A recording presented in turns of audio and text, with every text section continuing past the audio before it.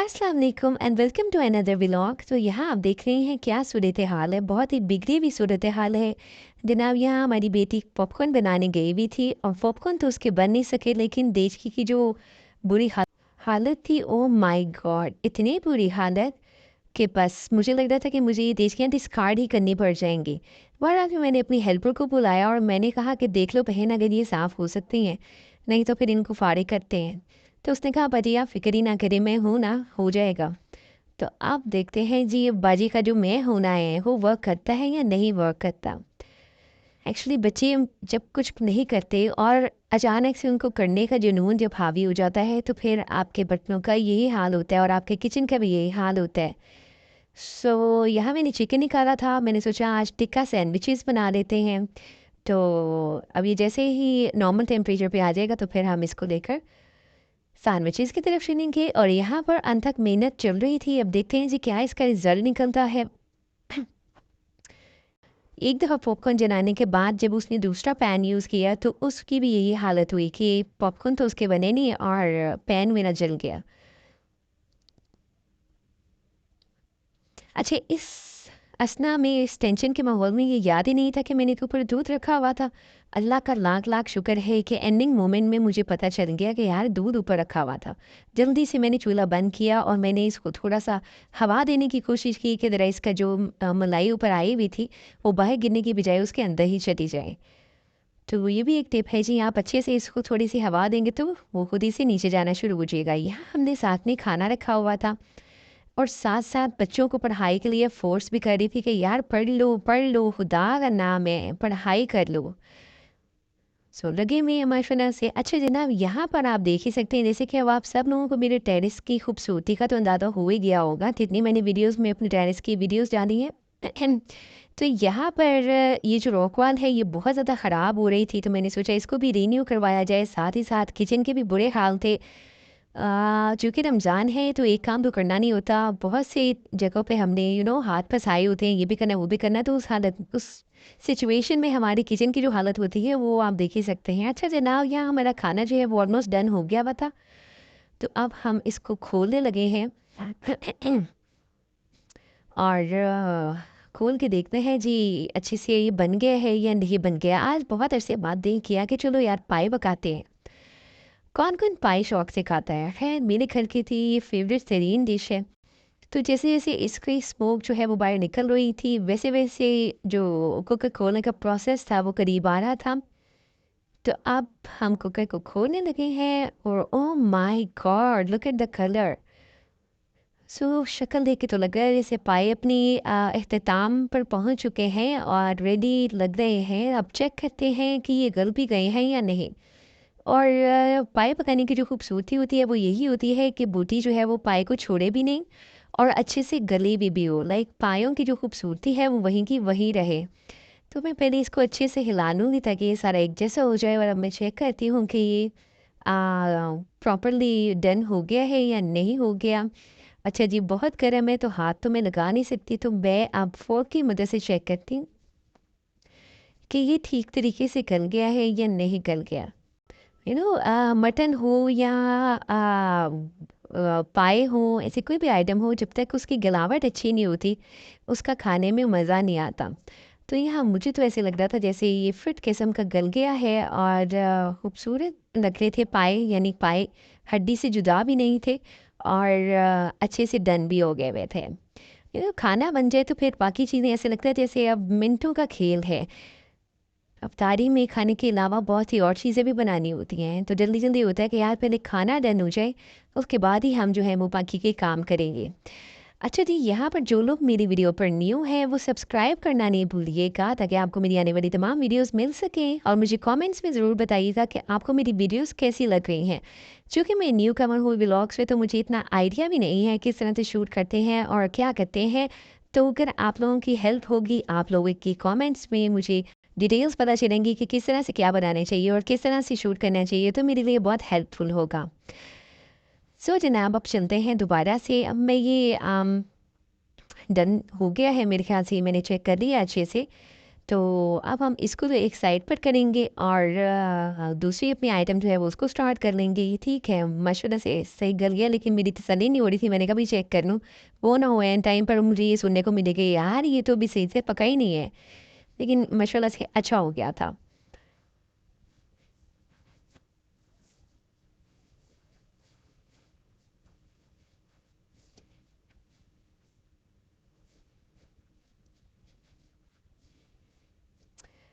तो जनाब ये देखिए, मुझे तो यकीन नहीं आ रहा कि ये वही तेज की है। ओह माय गॉड, लिटरली ज़मीन आसमान का डिफरेंस है। अच्छा जी, अब ये जो दूसरा पेन था उसके जो स्टेन्स थे ये बहुत हार्ड थे, तो जो हमारी हेल्पर हैं उन्होंने आइडिया दिया कि इनको अगर हम चूल्हे पे रखेंगे तो ये नीम गर्म पानी के साथ बहुत अच्छे से उतर जाएंगे। तो उसने चम्मच से बाकी के स्क्रैच आउट किए और मैं आपको फाइनल रिजल्ट दिखाऊंगी इसका कि मैं कहती हूँ ये एक मैजिकल टिप है कि बजाय इसको आप कूची के साथ अच्छे से स्क्रैप करो, बेहतर है कि आप इसको चूल्हे के ऊपर रखो और अंदर थोड़ा-सा पानी डालो। जैसे-जैसे वो गर्म हो जाएगा ना पानी, आप इसको स्क्रेच आउट करोगे तो आपके ये जो स्टेन्स हैं ना, जो जम जाते हैं, वो झटपट से उतर जाएँगे। तो यहाँ मैं सोच रही थी कि चलो जी अब सैंडविचेज़ की भी तैयारी कर लेते हैं, खाना तो हमारा डन हो गया है। तो ये मैंने चिकन ले लिया है और इसमें मैं डालूँगी दही। चूँकि ये टिक्का सैंडविचेज़ हैं तो उसके लिए आपको पता है जो चिकन है उसको ज़रा स्पाइसी सा बनाना पड़ता है। वैसे तो मैंने सोचा था कि मैं इसमें टिक्का मसाला बाहर के डाल दूँगी, लेकिन अनफॉर्चुनेटली वो मेरी फ्रिज से निकला नहीं। तो अब मैं इसमें अपने ही मसाले डालूँगी जिससे कि ये बहुत ही मज़े का फ्लेवरफुल हो जाएगा। तो यहाँ पे हमने दही तो अंदर डाल दिया है, अब ये मैं पेपरिका पाउडर डाल रही हूँ, ठीक है? ये आप ऑलमोस्ट टीस्पून और हाफ़ टीस्पून आप डाल दो इतने चिकन में। थोड़ा सिरका ऐड करूँगी मैं। इससे तो चिकन जो है वो टेंडर भी हो जाएगा और दूसरा ये कि अच्छा सा ज़रा फ्लेवर आएगा। और सॉल्ट अपनी अकॉर्डिंग टू योर टेस्ट होता है, आप अपने टेस्ट के हिसाब से डाल लें। अच्छा जी, ये जो काली मिर्च थी ये मेरे पास थोड़ी ज़्यादा ही दरदरी थी, तो मैंने सोचा कि सैंडविचेज़ में फिर अच्छी नहीं लगेगी, तो इसको फिर मैंने थोड़ा सा उसमें निकाल कर और अच्छी से तरह क्रश कर लिया। ये थोड़ी ज़्यादा ही डल गई थी तो फिर मैंने थोड़ी वापस डाल ली और अब मैं इसको अच्छे से ज़रा कूट लूँगी। उससे ये होगा कि दरबरी भी रहेगी और मज़े से अंदर चली भी जाएगी। अच्छा जनाब, यहाँ पर मैंने गार्लिक पाउडर लिया था। गार्लिक पाउडर का बहुत मज़े का फ्लेवर लगता है, तो इसको भी मस्त किचन में होना चाहिए। तो झटपट से जल्दी-जल्दी हम काम ख़त्म कर रहे थे। अब ये लहसुन अदरक का पेस्ट था वो भी मैंने इसमें डाल दिया ताकि ये अच्छे से मैरिनेट हो जाए और जो भी चिकन की स्मेल वग़ैरह होती है वो निकल जाए। अच्छा जनाब, इसको हम अच्छे से कूट लेंगे ताकि बच्चों के मुँह में ना आए और अच्छे से मिक्स अप हो जाए।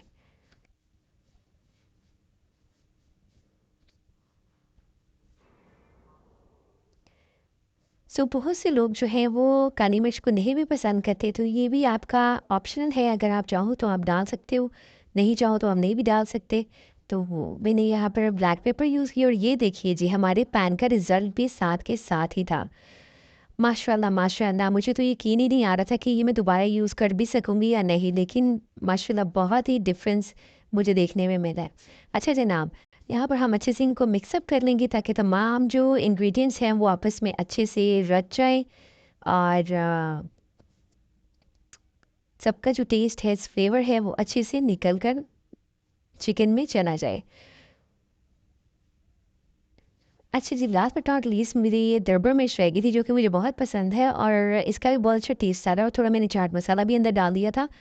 तो अब चिकन मैरिनेट हो गया हुआ था, लाइक इसको मैंने 1 आवर के लिए रख दिया था ताकि अच्छे से मैरिनेट हो जाए। ऑलिव ऑयल मैंने पैन में डाल दिया है और अब मैं इसको पकने के लिए रख दूँगी ऊपर, ठीक है? चिकन जो है वो अपना पानी छोड़ देगा और वो उसी में अच्छे से कुक हो जाएगा। तो इसको मैं ऑयल में फ्राई करके तो फिर इसके बाद इसको मैं कवर कर दूँगी ताकि अच्छी तरह से गल जाए। साथ ही साथ हम इसकी सॉस रेडी कर लेते हैं, तो हाफ़ अ कप मैं मेयोनीज़ लूँगी और इसमें हम डालेंगे जी मस्टर्ड सॉस। मस्टर्ड सॉस जो है वो अगर आप डायरेक्टली यूज़ करते हो तो उसका टेस्ट मुझे इतना अच्छा नहीं लगता। लेकिन अगर आप इसको मेयोनीज़ में मिक्स करके लगाओ बर्गर्स में और सैंडविचेज़ में तो लिटरली इसका टेस्ट बहुत ज़्यादा एनहांस हो जाता है। तो यहाँ पर मेरी मस्टर्ड सॉस बाहर निकलने का नाम नहीं ले रही थी क्योंकि मैंने इनको फ्रिज में रखा हुआ था। तो इसलिए थोड़ा हार्ड हो रहा था, लेकिन इन द एंड ये निकल आई थी। ठीक हो गया। बस इसकी इतनी सी क्वांटिटी ही यूज़ में आती है क्योंकि बहुत ज़्यादा इसका फिर स्ट्रॉन्ग फ्लेवर अच्छा नहीं लगता। तो यहाँ पर हम डालेंगे जी पेपरिका पाउडर। फिर जनाब इसमें जाएगी दाबर मिर्च और केचप। केचप आप 2 टेबलस्पून डालें, that is enough for the sauce. और इसके अलावा इसमें गार्लिक पाउडर हम डालेंगे चूँकि इसका बहुत अच्छा अरोमा आता है। तो ये सब चीज़ें डालने के बाद हम इसको अच्छे से विस्क कर लेंगे।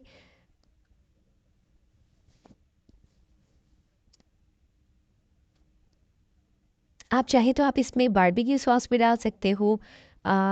उससे भी एक स्मोकी सा, अगर आपको कुछ लोगों को पसंद होता है स्मोकी सा या बारबेक्यू सा फ्लेवर, तो आप अगर चाहो तो आप बारबेक्यू सॉस भी डाल सकते हो। वैसे मैंने यहाँ पे स्पाइसी मायो यूज़ की है क्योंकि ब्रेड्स के अंदर जो है वो कोई भी मटेरियल लगाते हो तो वो फिर थोड़ा सा ना स्पाइसेस का फ्लेवर डाउन हो जाता है। तो स्पाइसेस थोड़े हाई इसीलिए रखने पड़ रहे हैं ताकि इसका टेस्ट अच्छे से इन्हेंस हो जाए। तो यहाँ पर हमारा चिकन जो है वो अपने प्रोसेस में था और माशाल्लाह माशाल्लाह से कितना खूबसूरत लगता है। तो ये जनाब डन है। अब इसको मैं कटिंग बोर्ड के ऊपर निकाल कर नाइफ़ की मदद से जो है वो कट डाउन कर लूँगी ताकि जो इसके चंक्स हैं बड़े बड़े वो एक जैसे लेवल पे हो जाए। आप चाहो तो आप इसको सॉस के अंदर मिक्स करके भी लगा सकते हो, लेकिन मैंने सॉस सेपरेटली अप्लाई की थी ब्रेड के ऊपर। तो अगर आप लोगों को पसंद है कि आप सॉसी यूज़ करें तो आप इसके अंदर भी सॉस मिक्स कर सकते हैं। लाइक इसको मैंने काटा और आप इसके अंदर सॉस डाल दो तो वो भी एक तरीका है। लेकिन मैंने चूँकि चिकन को रेडा से अप्लाई किया था, स्प्रेड किया था स्लाइस के ऊपर। तो ये देखें जी, ओवरव्यू मैं आपको देती हूँ कितना खूबसूरत चिकन कट के है। तो यहाँ पर अब हम इसको डिश आउट कर देंगे ताकि हम अपना जो सैंडविचेस का प्रोसेस है वो रेडी कर सकें। बहुत ही झटपट सी रेसिपी है ये और बहुत मज़े की लगती है। अगर आप चाहो तो आप इसको एज़ इट इज़ बर्गर्स के अंदर भी यूज़ कर सकते हो, लाइक बर्गर के अंदर इसको लगा कर तो आप इसको यूज़ कर सकते हो। अगर आप चाहो तो इसको सैंडविचेस के तौर पे यूज़ कर सकते हो। ये दोनों ही शक्लों में बहुत मज़े की लगती है। तो जनाब यहाँ पर हम ब्रेड निकाल लेते हैं। अच्छा, कुछ लोगों को इसके किनारे कट किए हुए अच्छे लगते हैं, लेकिन मैं कहती हूँ कि यार रिस्क है, अल्लाह ताला का तो कुछ भी ज़ाया नहीं करना चाहिए। तो मैं तो इसको as it is he use करूँगी और माशाल्लाह से बच्चे खा भी लेते हैं, कोई इतना इशू नहीं है। तो पहले तो हमने इसको सॉस लगा देनी है, केचप लगा देनी है। उससे ये होगा कि स्लाइस में एक सॉफ्टनेस आ जाएगी और जूसीपन रहेगा। तो कुछ लोग अप्लाई करते हैं वो सेंटर सेंटर में लगा के बस फारिग हो जाते हैं। मुझे ये चीज़ नहीं पसंद। कोई भी सॉस हो, कोई भी चीज़ हो, कोई भी स्प्रेड हो, मुझे होता है कि एंड तक जो है वो एप्लीकेशन हो ताकि खाने वाले को ड्राई ड्राई फील ना हो और मज़े का लगे। सो अच्छे से हम सारे स्लाइसेस के ऊपर पहले केचप अप्लाई करेंगे एंड देन हम इसमें जो हमारा सैलड है, कुछ भी आप यूज़ कर सकते हो। मैंने सिर्फ खीरा वैसे यूज़ किया है। अच्छा अगर आप चाहो तो आप इसको ट्रिपल स्लाइस में भी बना सकते हो, लेकिन मैंने इसको डबल स्लाइस में ही रखा है क्योंकि ये काफ़ी फुल फिलिंग था वैसे। तो यहाँ पर हमारा खीरा थोड़ा पड़ गया था तो मैंने सोचा थोड़ा और जल्दी जल्दी से काट लेती हूँ। तो ये खीरा हम लगा लेंगे और फिर हम इसके ऊपर अपना चिकन अप्लाई करेंगे। तो चिकन हम ऊपर लगा रहे हैं। पहले तो मैंने बहुत ही डिसेंट तरीके से लगाने की कोशिश की, लेकिन औरतें जो तेज़ काम करने वाली होती हैं उनको मज़ा नहीं आता। वो कहते हैं ना, सिदक नहीं आता अपने हाथ इस्तेमाल किए बगैर। तो मैंने सोचा यार पीछे करो ये छुरी और स्पैचुला के काम, अपने हाथ इस्तेमाल करो। तो मैंने जल्दी से जो है वो हाथों के साथ फटाफट से लगा दिया क्योंकि हाथों के साथ जब आप चीज़ अप्लाई करते हो ना तो कॉर्नर्स भी नहीं छूटते, यानी कॉर्नर्स में भी आप हर चीज़ को पहुंचा सकते हो। तो यहाँ पर हमने अच्छे से सारा चिकन डाल दिया है। चिकन डाल देने के बाद हम इसमें चीज़ डालेंगे। लास्ट बट नॉट लीस्ट, चीज़ तो किसी भी चीज़ में चली जाए तो उसका फ्लेवर जो है वो अप टू द मार्क हो जाता है। तो चीज़ के स्लाइसेस तो मेरे पास नहीं थे तो फिर श्रेडेड चीज़ पड़ी हुई थी तो मैंने फिर वही इसके अंदर स्प्रिंकल कर देनी है इसके बाद। अच्छा जनाब, ये देखिए जी, ये विस्क के ऊपर भी जो थोड़ा बहुत मटेरियल लगा हुआ था उसको भी मैंने ब्रेड से अच्छी तरह साफ़ कर लिया है कि वेस्ट ना हो कुछ भी। तो अब ये सॉस को मैं दूसरे स्लाइस के ऊपर अच्छे से स्प्रेड करूँगी। आप चाहो तो आप इसको चिकन के अंदर ही मिक्स करके लगा सकते हो। यहाँ पर हम इसके अंदर श्रेडेड चीज़ डालेंगे ताकि इसके टेस्ट को मज़ीद जो है इसके टेस्ट में इजाफ़ा हो जाए। तो ये हमारे सैंडविचेस बन के तैयार हैं। अब हम जब इफ्तार का टाइम होगा तो इसको अच्छे से यूँ सेक लेंगे और आप चाहो तो इसको जो ग्रिल पैन होता है उस पे भी सेक सकते हो। साथ ही साथ हमारी फ्रूट चाट की स्पीड थी और मैं तो अपने बर्तन देख देख के इतना खुश हो रही थी कि यार शुक्र है ये वापस आ गए हैं। तो जनाब यहाँ पाए हमारे रेडी थे और मैं खाने के लिए बेकरार थी और जस्ट मौलवी साहब का इंतज़ार कर रही थी कि मौलवी साहब जल्दी जल्दी से इजाज़त दो यार खाना खाएं। तो आई होप कि आपको मेरा ये व्लॉग अच्छा लगा होगा। ये हमारी क्यूट सी इफ्तारी थी जो कि टेबल पर सजी हुई थी, तो मैंने सोचा इसका भी ओवरव्यू दे दूँ। तो प्लीज़ मेरे चैनल को सब्सक्राइब करना नहीं भूलिएगा। जो लोग मेरे चैनल पर न्यू हैं वो भी मेरे चैनल को सब्सक्राइब कीजिएगा ताकि आपको अगले वीडियोस मिल सके। अल्लाह हाफिज़।